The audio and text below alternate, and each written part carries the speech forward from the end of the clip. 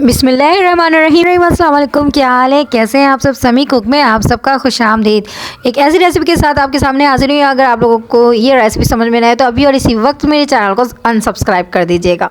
जी हाँ, मैं एक ऐसी चटनी की रेसिपी लाई हूँ जो खट्टी भी होगी, मीठी भी होगी और मज़ेदार होगी। आप इसे रमज़ान से पहले बना करके स्टॉक कर सकते हैं और पकौड़े के साथ यूज़ कर सकते हैं। तो चलें आए, वक्त ज़ाया नहीं करते और जल्दी से इस रेसिपी को स्टार्ट करते हैं। इस रेसिपी के लिए मैंने ले ली है इमली और ये तकरीबन 1 पाव के बराबर है। इसे पानी में भिगो के रख देंगे तकरीबन 10 मिनट के लिए। जब 10 मिनट मुकम्मल हो जाए तो इसमें से हम बीज सारे निकाल देंगे, अलग कर लेंगे इसके बीज और गुद्दों को अलग कर लेंगे। इस तरह से मैंने सारे बीज को निकाल लिया, ये देखिए अलग से रख लिया और गुद्दों को अलग कर लिया। अब हम फ्राई पैन चढ़ाएंगे, इसे गर्म करेंगे और इसमें 2 कप पानी भर के शामिल कर देंगे। अब अपने घर के किसी भी कप से पानी ले सकते हैं, इसमें मेज़रमेंट कप की ज़रूरत नहीं है। घर का कोई भी कप है, आप उससे 2 कप भर के पानी शामिल कर लीजिएगा। उसके बाद हम इसमें 1 कप भर करके चीनी शामिल करेंगे। इसके बाद हम इसे स्लो फ्लेम में रखेंगे और चीनी को साथ साथ चलाते रहेंगे ताकि चीनी जो है इसमें मेल्ट होने लग जाए। जैसे ही चीनी मेल्ट हो जाएगी सारी, तो मैंने ये गुद्दे निकले हुए जो है इमली के, वो सारे इसमें शामिल कर लेने हैं। जब तक मैं इमली के गुद्दे शामिल कर रही हूँ, इसमें आप जल्दी से मेरे चैनल को लाइक सब्सक्राइब करें ताकि हर नई आने वाली वीडियो आपको सबसे पहले मिल सके। अच्छा जी, तो सारे इमली के गुद्दे मैंने इसमें शामिल कर दिए। अब थोड़े बहुत इसमें लगे हुए हैं तो मैं पानी डाल करके इसे जो है भिगो के डाल दूँगी सारे, ताकि ज़ाया ना हो जाए।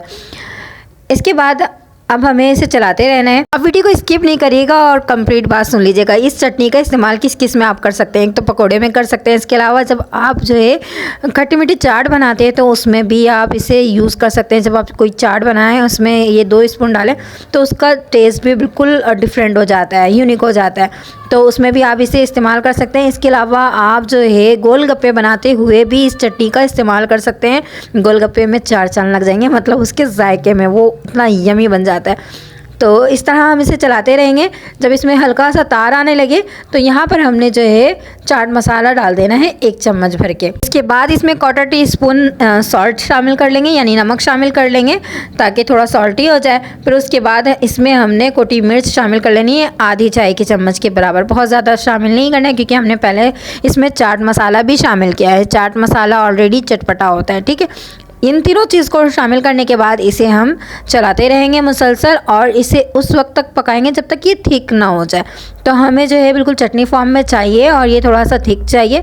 जब इसमें तार बनने लगेंगे ना चीनी की वजह से, तो बस समझें आप चटनी फिर रेडी हो गई। अच्छा, इसको आप चूल्हे का फ्लेम बंद कर देंगे ना तो ये थोड़ी थिक हो जाएगी। इस तरह से देखें, बस इस तरह जो है आप इसे एक शीशे में भर करके स्टोर कर सकते हैं और फ्रिज में रख सकते हैं और पकौड़ों के साथ। जैसे कि मैंने बताया था इसे चाट में भी यूज़ कर सकते हैं, तो मैं यहाँ पर चाट में यूज़ कर रही हूँ। आप इसे स्टोर कर सकते हैं एक शीशे के डब्बे में रख करके। आप इसे फ्रीजर कर सकते हैं, नीचे रखिएगा, डीमी नहीं रखिएगा, ठीक है। इसके अलावा जो है अगर आपने इस चाट की रेसिपी देखनी है तो मेरे चैनल में जा करके देख सकते हैं। बहुत मज़े की चाट होती है और ये चटनी आप चाट में भी यूज़ कर सकते हैं, गोलगप्पे में भी यूज़ कर सकते हैं और पकौड़ा के साथ खा भी सकते हैं।